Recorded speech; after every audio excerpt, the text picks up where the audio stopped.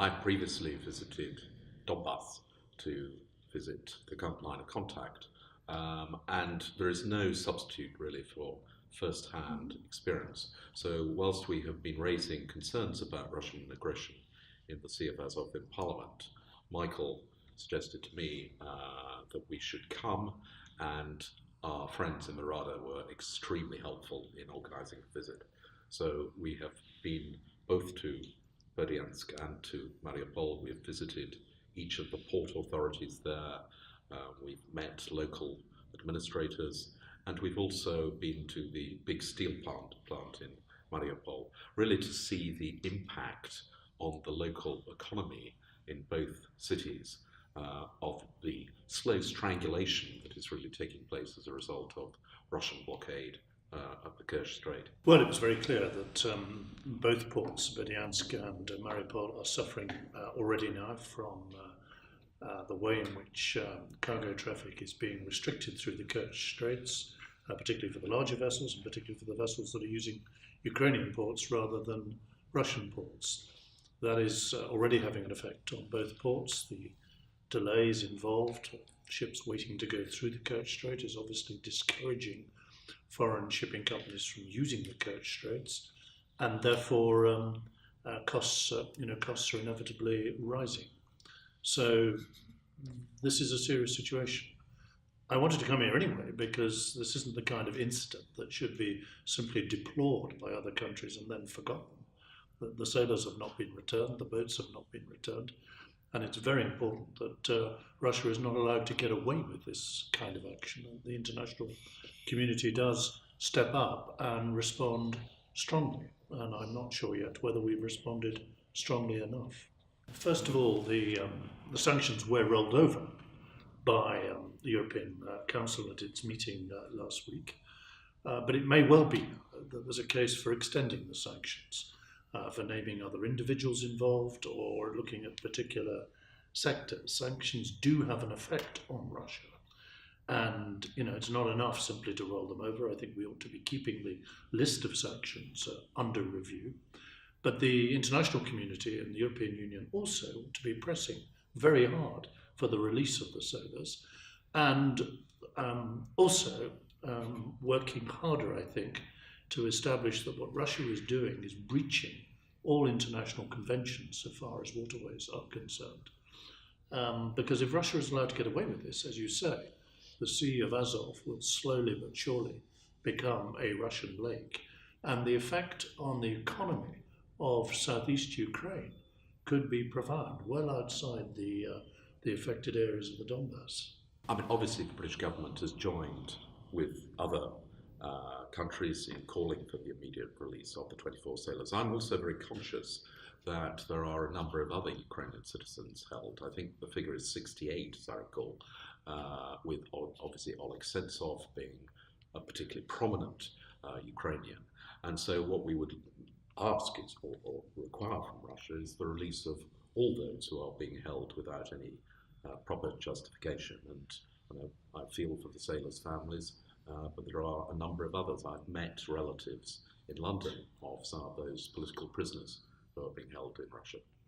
Multilateral, I think we have to accept that the Normandy process and the Minsk agreements are not being respected. That process is not working.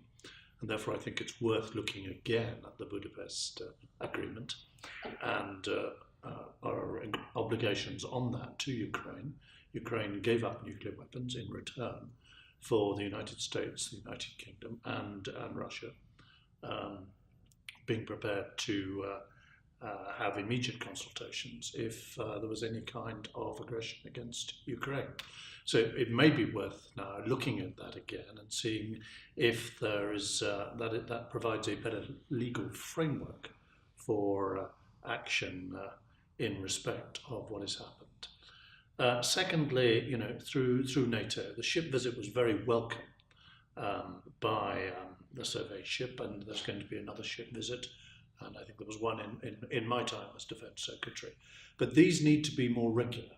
These need to be part of a normal pattern of visits throughout the Black Sea by other NATO navies. Indeed, I'd like to see the Standing Maritime Group being exercised more frequently in the Black Sea, so that we don't regard a ship visit anymore as something really special and unusual, but that we see, subject to the constraints governing naval shipping through the Bosphorus, that we see a more regular pattern of a NATO naval activity in the Black Sea.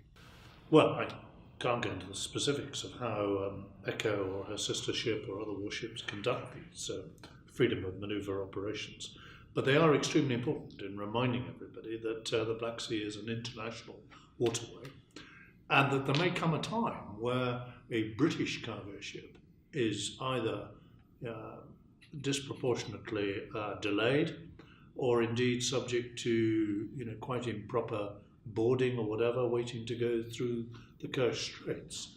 And it's right that Britain starts to think now about how it might respond in that particular situation.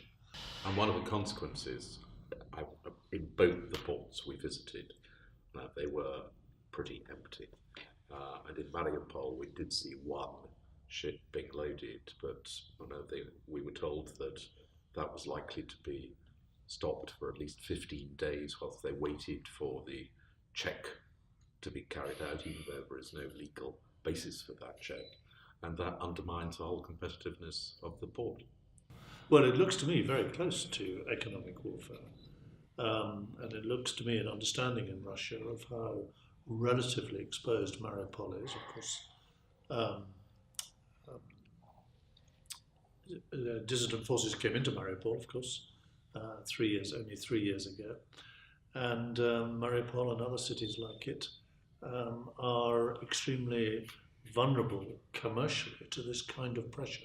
Again, that's why I think the West needs to look again and see whether more of the assistance we're already giving to Ukraine, whether it's professional or technical or just straightforward financial, whether more of it can't be given to strengthening the resilience of southeast Ukraine, particularly the infrastructure and the transport links.